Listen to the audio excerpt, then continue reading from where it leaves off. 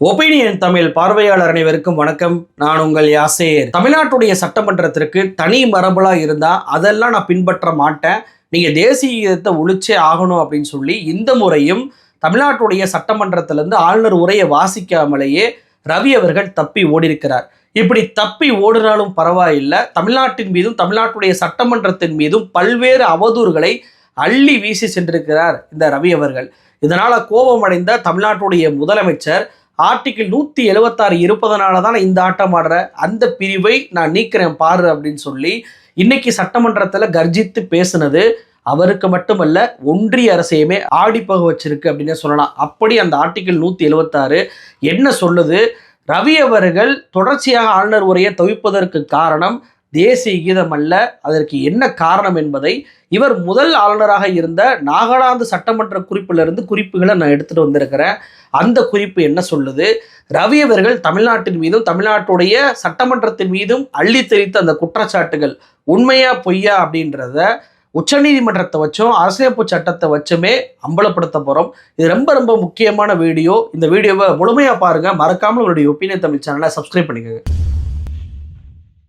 இந்த ஆண்டுடைய முதல் சட்டமன்ற கூட்டத்தொடர் இன்னைக்கு தொடங்குச்சு. பொதுவாக ஒவ்வொரு ஆண்டுடைய முதல் சட்டமன்ற கூட்டத்தொடர் என்பது ஆளுநர் உரையோடு ஆரம்பிக்கணும் அப்படின்றது தான் பிரிவு 176 சொல்லக்கூடிய ஒரு விஷயம். அதன்படியே ஆளுநர் ரவி அவர்களுக்கு அழைப்பு என்பது கொடுக்கப்பட்டது. அவருக்கு என்னென்ன மரியாதைகளை எல்லாம் கொடுக்கணுமோ அத்தனை மரியாதையும் கொடுக்கப்பட்டு தான் அவரை உள்ளே அழைத்து சென்றாங்க. ஆனால் ரவி அவர்கள் ஆளுநர் உரையை வாசிக்காம 6 நிமிடத்திலேயே அங்கிருந்து தப்பி விடக்கூடிய வேலையை செஞ்சிருக்கிறார். இவர் இப்படி தொடர்ச்சியாக செய்வது தொடர்கதையாகவே இருக்கே, இதை நம்ம ஒரு நாள் செய்தியாக கடந்து போயிடவே கூடாது அப்படின்னு சொல்லி கோபம் அடைந்த முதலமைச்சர் அவர்கள் இந்த பிரிவு 176 இருப்பதனால தான் நான் இந்த ஆட்டம் ஆடிக்கிட்டு இருக்கேன், அந்த பிரிவை நான் எல்லா மாநிலத்திலையும் பேசி அதை பார்லிமெண்ட்ல நீக்குவதற்கான வேலையை நான் செய்ய போறேன் அப்படின்னு இருக்கிறார். ஏற்கனவே ஆளுநருக்கு எதிராக தீர்ப்பை வாங்கி இன்று வரை அந்த தீர்ப்பை உடைக்க முடியாத ஒரு லெவலுக்கு ஒன்றிய அரசையே கட்டுப்பாட்டில் வைத்திருக்கக்கூடிய முதலமைச்சரால பிரிவு 176 கண்டிப்பாக நீக்க வைக்க முடியும். அது மட்டுமல்ல, இந்த பிரிவு 176 ஆளுநர் ரவி அம்பலப்படுத்துவதாக இருக்கு. அது என்ன சொல்லுது அப்படின்னா, அதாவது ஒவ்வொரு பொது தேர்தல் முடிந்த பின்பு நடக்கக்கூடிய சட்டமன்ற தொடர் என்பது ஆளுநர் உரையோடு ஆரம்பிக்கணும் அப்படின்றது. அதே போல ஒவ்வொரு ஆண்டும் நடக்கக்கூடிய முதல் சட்டமன்ற கூட்டத்தொடர்லையுமே ஆளுநர் உரையோடு ஆரம்பிக்கணும் அப்படின்றது. இதோட கூடுதலாக சேர்த்து ஒரு விஷயத்த சொல்லுது. என்ன சொல்லுது அப்படின்னா, அந்த உரையில் குறிப்பிடப்பட்டுள்ள விவரங்களை எல்லாம் விவாதம் செய்வதற்கு உரிய நேரத்தையும் வாய்ப்புகளையும் வழங்க ஏற்பாடு செய்யப்படும் அப்படின்னு சொல்லி இருக்கு. அப்போ இதை மிக தெளிவாக இந்த வார்த்தை என்ன சொல்லுது? ஆளுநர் உரையை வாசிப்பார், அந்த உரையின் மீதான விவாதம் செய்வதற்கு வாய்ப்பு ஏற்படுத்தி தரப்படும். இதுதான் ஆர்டிகிள் 176 சொல்லுது.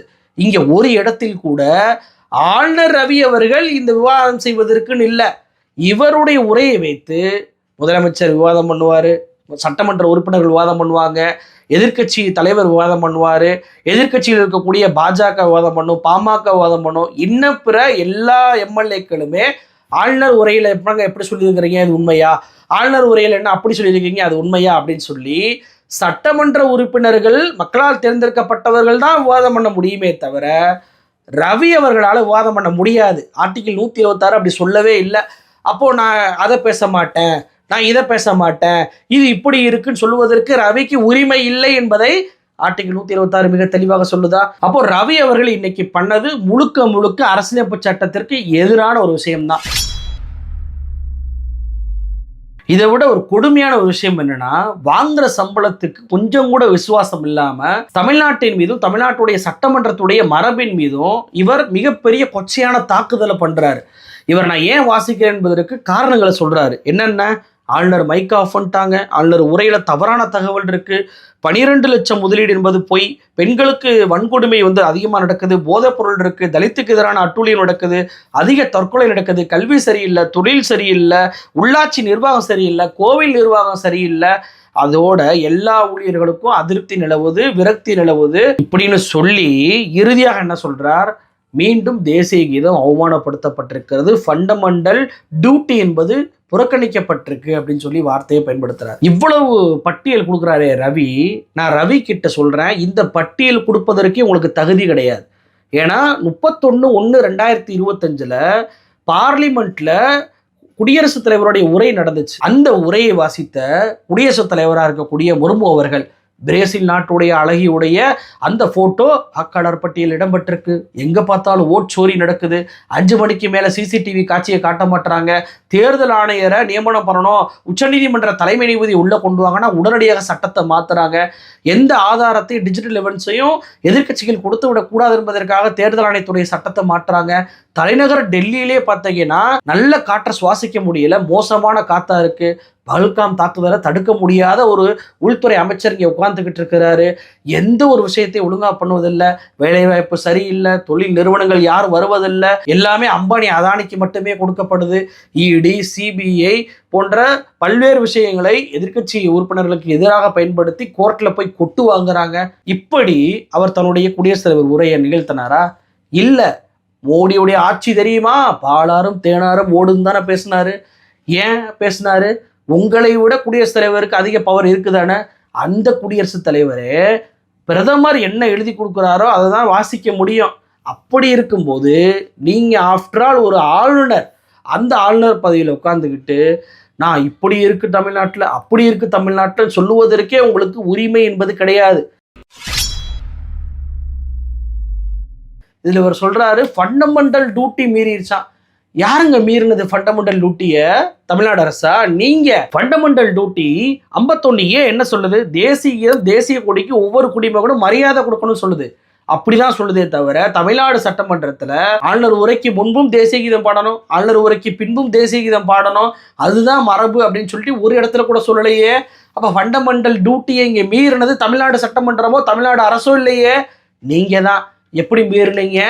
உங்களுடைய ஃபண்டமெண்டல் டியூட்டியான பிரிவு 176 சட்டமன்றம் ஆளுநர் உரையோடு துவங்க வேண்டும் என்பதை, அந்த ஆளுநர் உரையை வாசிக்க வேண்டும் என்பதை நீங்க தான் மீறி இருக்கிறீங்க. 95ல் சென்னாரெட்டி ஆளுநராக இருக்கும்போது அவருக்கு எதிராக மிகப்பெரிய அளவுக்கு அவரை நீக்கணும், திரும்ப பெறணும் அப்படின்னு சொல்லி போர்க்கடித்து கொண்டாங்க. அப்படி பிரச்சனை நடந்த போது கூட ஜெயலலிதா அவர்கள் கொடுத்த அந்த ஆளுநர் உரையை தான் சென்னாரெட்டி வாசித்துட்டு போனாரு. மிகப்பெரிய பிரச்சனை தங்களுக்கு வந்தாலும் கூட அரசு என்ன கொடுக்கிறதோ அதை மட்டும் வாசிட்டு போறதா ரவியுடைய வேலை, ஆளுநருடைய வேலை. அதுதான் கடந்த காலத்துல ஆளுநர் செஞ்சது வரலாறு. ஆனா நீங்க அதை மாற்றணும்னு துடிக்கிறீங்க. இவருக்கு தேசிய கீதம் மேலாம் அக்கறை கிடையாதுங்க. அது ஏன்ற காரணத்தை நான் பின்னாடி சொல்றேன். இவருடைய உண்மையான நோக்கம் என்ன அப்படின்றத நாகாலாந்துடைய சட்டமன்ற குறிப்புகள் எடுக்கும்போது தெரிஞ்சிச்சு. இவர் தமிழ்நாட்டுக்கு 2வது ஆளுநர் தான். முதல் ஆளுநராக நாகாலாந்துல இருந்தாரு. நாகாலாந்துல இவர் ஆளுநராக இருக்கும்போது பிப்ரவரி 2021 வரைக்கும் அங்க தேசிய கீதம் சட்டமன்றத்தில் ஒழிச்சதே கிடையாது. இவர் தான் இப்போ என்ன பண்றாரு, சட்டமன்றத்தில் நான் பேசுறதுக்கு முன்னாடி தேசிய கீதம் இருக்கணும் அப்படின்னு சொல்லி ப்ரெஷர் பண்ணி அந்த மாநில அரசை பிப்ரவரி 2021 தேசிய கீதத்தை பாட வைக்கிறாரு, ஒழிக்க வைக்கிறார். அப்போ அந்த நாகாலாந்து சட்டமன்றத்தை பொறுத்த வரைக்கும் சுதந்திரம் எப்போ வாங்கினாங்க, அப்போ இருந்து 2021 வரைக்கும் சட்டமன்றத்தில் தேசிய கீதமே பாடலை. அதுக்காக அவங்க ஃபண்டமெண்டல் டியூட்டியை மீறிட்டாங்கன்னு சொல்ல முடியுமா? இல்லை, அவங்களுடைய மரபு அது. அப்போ உனக்கு என்ன தனியாக மரபு இருக்கு? அப்படியெல்லாம் நான் விட மாட்டேன், நீ ஒரே மரபை தான் பின்பற்றணும் அப்படின்னு சொல்லி இவருடைய தனிப்பட்ட விருப்பத்தை அந்த மாநில அரசுக்கு நெருக்கடியாக கொடுத்து 2021 அடிபணியை வச்சிருக்கிறார். அதே மாதிரி தான் தமிழ்நாட்டுக்கும் தமிழ்நாடு சட்டமன்றத்திற்கும் நீங்க என்ன தனி மரபு வச்சிருக்கிறீங்க? அதென்ன தமிழ் தாய் வாழ்த்து பெரிய ஒரு இதா? அதான் முத பாடுவீங்களா? தேசியம் தான் முத பாடணும், தமிழ் தாய் வாழ்த்தெல்லாம் நீங்க அப்புறம் பாடிக்கீங்க அப்படின்னு சொல்லி இவருடைய அந்த ஆசையை, எண்ண ஓட்டத்தை, அந்த ஆரிய சிந்தனையை நம்ம தமிழ்நாட்டுடைய மரபை மாற்ற வைப்பதற்கு தொடர் தாக்குதல் இவர் பண்றாரு. நம்ம மாற்றோம், நம்முடைய முதலமைச்சர் பணியை மாற்றார் என்பதற்காக தான் இவர் தொடர்ச்சியாக ஆளுநர் உரையை வாசிக்காமே போய்கிட்டு இருக்கிறார். இதுதான் ஒரே காரணம். தேசிய கீதமோ தேசப்பற்றோலாம் எந்த காரணமும் கிடையாது. அதற்கு இன்னொரு உதாரணம் சொல்லவா? இவர் செப்டம்பர் 2021 தானே தமிழ்நாட்டுக்கு ஆளுநராக வந்தார். இவருடைய முதல் சட்டமன்ற கூட்டத்தொடர் முதல் ஆளுநர் உரை 2022. அதில் இவர் ஆளுநர் உரையை வாசிட்டு போனார். வீடியோ காட்டுறேன் பாருங்க. This government is committed to promote sporting talent among the youth of the state, to inspire and encourage sports persons from Tamil Nadu to perform at the international level.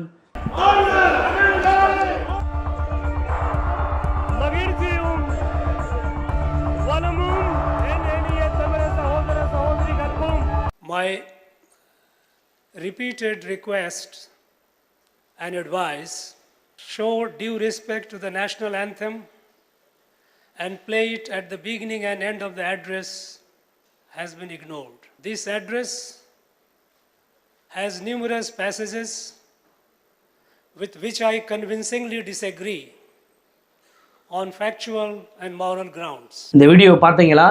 2022 முதல் ஆளுநர் உரையை 40 நிமிஷம் வரைக்கும் எதுவுமே சொல்லாமல் வாசிட்டு போகிறாரு.